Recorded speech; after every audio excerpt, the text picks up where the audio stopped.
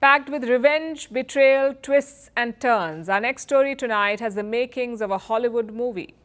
You may have heard of Joaquin Guzman, better known as El Chapo, or the Godfather. He was the world's biggest drug lord. He is currently serving a life sentence in a US prison, but his business, Mexico's Sinaloa cartel, is still booming and irking the US.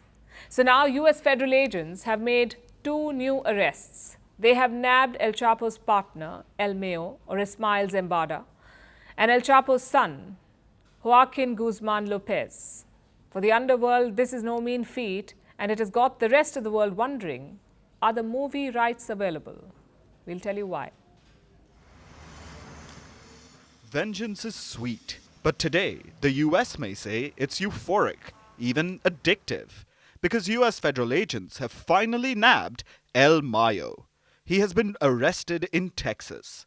That's no sauce maker, by the way. He's one of the world's most powerful drug lords. His real name is Ismael Zambada, and he's the leader of Mexico's Sinaloa cartel. El Mayo founded the criminal organization with El Chapo. You may have heard of this name before. El Chapo, or Joaquin Guzman, is a drug kingpin. He was referred to as the Godfather, the biggest drug lord of all time. He's currently jailed in the US, but his son, Joaquin Guzman Lopez, is still in the business. And he has been arrested as well, along with El Mayo. How did this happen? You may want to sit down for this, because the tale of this arrest has the makings of a Hollywood movie. Here's what happened. Zambada was lured onto a private plane in Mexico. He thought the plane would fly further south, so he could inspect clandestine airfields. Just another weekday for him, probably. Instead, the plane flew north. It landed in Texas, where federal agents were waiting for the drug lord. And you know what happens next, but do you know who got Zambada on the plane in the first place? Lopez. Yes, the same Joaquin Guzman Lopez, son of El Chapo, Zambada's partner in crime. Lopez tricked Zambada, got him on the plane, and as soon as it landed in Texas, Lopez surrendered to the US authorities. But he wasn't the only one who was arrested. So was Zambada. But why did Lopez betray Zambada? Take a guess. It'll be easier to do so if you're familiar with Hindi cinema. It was because of revenge. Lopez blamed Zambada for the capture of his father. As entertaining as all this sounds, this was a months-long operation by US federal agents, and it was a huge success. This is no mean feat in the underworld. After all, the kingpin has evaded authorities for years now. The Sinaloa cartel traffics drugs to more than 50 countries around the globe, and one of their favorite targets is the US.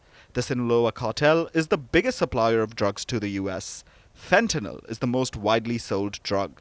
It's even more powerful than heroin, and it has been blamed for the US opioid crisis. It's the leading cause of death for Americans aged 18 to 45, so the US has led one operation after another to crush the cartel. In February, they charged Zambada for drug trafficking, murder, kidnapping, money laundering, and organized crime. It's a long list. They were even offering a reward of $15 million for Zambada's capture. Now they've finally done it. And they nabbed a +1 as well. Perhaps the US made Lopez an offer he couldn't refuse, if you know what we mean. But only time will tell what becomes of them, because few can leave the gun and take the cannoli.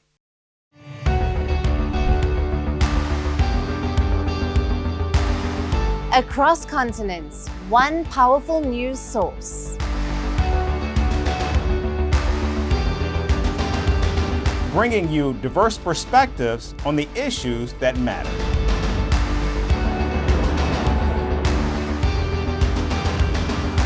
We go beyond the boundaries to give you that little extra about every sporting moment.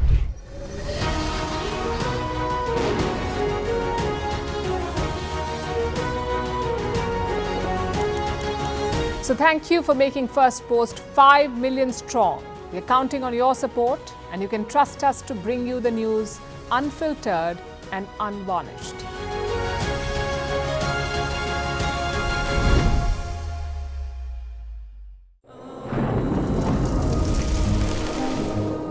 Climate change is on our doorstep. It's time for a revolution to take root. And it starts with 1.4 billion Indians. It starts with one tree. One tree for humanity. One tree for Mother Earth. One tree for our future. Project One Tree, a News 18 network initiative.